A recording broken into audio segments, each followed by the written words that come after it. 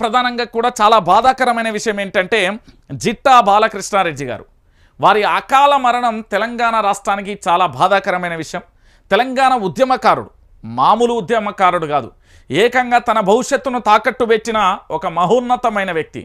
అలాంటి వ్యక్తి గురించి మనం మాట్లాడాలంటే అక్షరాలు సరిపోవు, పదాలు సరిపోవు. ఉమ్మడి నల్గొండ జిల్లాకు రారాజుగా వెలువొంది అనేక రకాల పేద ప్రజల కష్టాలను తీర్చిదిద్దిన యోధుడు అనే చెప్పవచ్చు. సో ఇప్పుడు జరిగే పరిస్థితి ఏంటి, ఏం కథ అంటే రాష్ట్ర వ్యాప్తంగా ఇప్పుడు జరుగుతున్న ఎపిసోడ్కు సంబంధించి కొన్ని కోణాలని బయటికి తీసే ప్రయత్నం అయితే చేస్తాం. ఒక్కసారి జిట్టా బాలకృష్ణకి సంబంధించి ఏం జరిగింది, నింగికెగిసిన ఉద్యమ కెరటం అంటూ కూడా మీరు ప్రధానంగా చూడొచ్చు. మృత్యుతో పోరాడుతూ జిట్టా బాలకృష్ణారెడ్డి కన్నుమూత, తెలంగాణ ఉద్యమంలో కీలక పాత్ర, స్వచ్ఛంద సేవా కార్యక్రమాలతోనూ గుర్తింపు అంటూ చూడొచ్చు. తెలంగాణ ఉద్యమ కెరటం భువనగిరి ప్రాంతంలో తెలంగాణ ఉద్యమాన్ని ఉర్రూతలుగించి విద్యార్థుల నుంచి ఉద్యోగుల వరకు అన్ని వర్గాల ప్రజలను కలుపుకొని ప్రత్యేక రాష్ట్రం కోసం తనదైన శైలిలో పోరాటం సాగించిన జిట్టా బాలకృష్ణారెడ్డి నింగికేశారు. గత కొన్ని రోజులుగా బ్రెయిన్ ఇన్ఫెక్షన్తో బాధపడుతున్న ఆయన హైదరాబాద్లోని ప్రైవేట్ ఆసుపత్రిలో చికిత్స పొందుతూ ఇవాళ ఉదయం కన్నుమూశారు. ఆయన స్వస్థలం యాదాద్రి భువనగిరి జిల్లా భువనగిరి పరిధిలోని బొమ్మాయిపల్లి గ్రామానికి సంబంధించిన వ్యక్తి. సో రాజకీయంగా ఎన్నో మలుపులు, నిజంగా చెప్పాలంటే జిట్టా బాలకృష్ణ గారికి సంబంధించి సెల్యూట్ అనే చెప్పవచ్చు. ఎందుకంటే వారి రాజకీయ పరిణామాలకు సంబంధించి వారు చేస్తున్న పోరాటం కావచ్చు, వారు చేసిన ప్రతిదీ కూడా ఒక అద్భుతం అనే చెప్పొచ్చు. ఈరోజు జిట్టా బాలకృష్ణ మన మధ్య లేకపోవచ్చు, కానీ ఆయన చేసిన మంచి చెడు అంతా కూడా తెలంగాణ రాష్ట్ర ప్రజల ముంగట్టు ఉన్నది.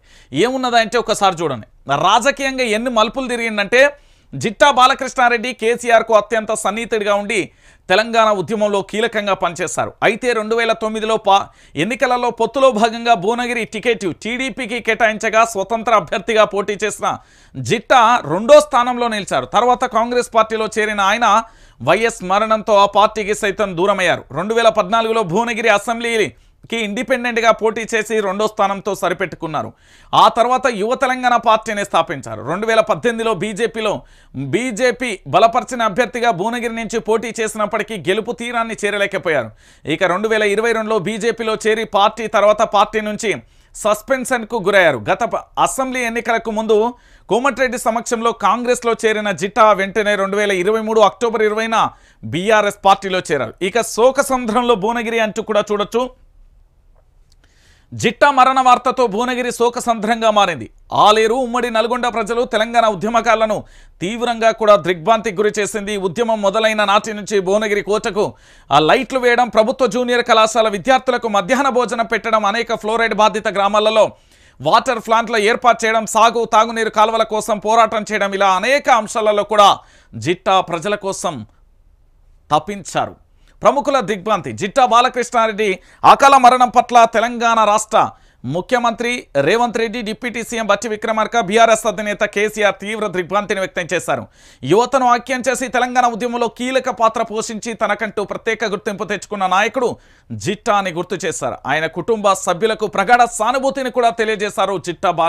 వారి యొక్క కుటుంబ సభ్యులకు సంబంధించి, జిట్టా బాలకృష్ణ కుటుంబ సభ్యులకు సంబంధించి నిజంగా కూడా జిట్టా బాలకృష్ణకు సంబంధించి ఎందుకు ఈ విషయాన్ని చెప్తున్నానంటే ఒక 10 నిమిషాలు. తెలంగాణ రాష్ట్ర వ్యాప్తంగా ఉద్యమ కెరటంలో జిట్టా బాలకృష్ణది ప్రత్యేకమైన స్థానం. ఎవరు ఏమన్నా, ఎవరు అవునన్నా, ఎవరు కాదన్నా కూడా తెలంగాణ ఉద్యమంలో తనకంటూ ఒక ప్రత్యేక పాత్రను పోషించిన వ్యక్తి జిట్టా బాలకృష్ణ. ఉమ్మడి నల్గొండ జిల్లా కోసం తాను చేసిన పోరాటం అమోఘం. ఉమ్మడి నల్గొండ ప్రజల కోసం తాను చేసిన పోరాటం అద్భుతం.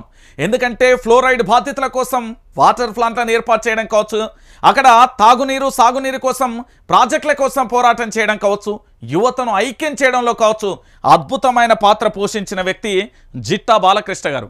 ఇలాంటి జిట్టా బాలకృష్ణ గారికి సంబంధించి మన మధ్య లేకపోవడం చాలా బాధాకరమైన విషయం.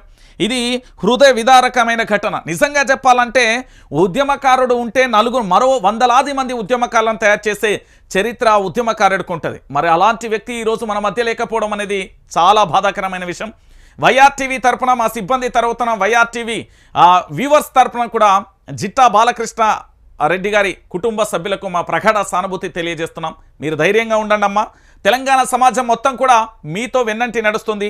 ఎందుకంటే వారు చేసిన సేవలు కావచ్చు, వారు చేసిన మంచి పనులు కావచ్చు, వారు చేసిన పోరాటం కావచ్చు ఒక అద్భుతం అనే చెప్పొచ్చు. సో మొత్తానికి జిట్టా బాలకృష్ణ గారు మన మధ్య లేరు అనే బాధాకరమైన విషయం ఈరోజు చాలా నన్నైతే మానసికంగా చాలా తీవ్రమైన ఆందోళనకు గురి చేసింది.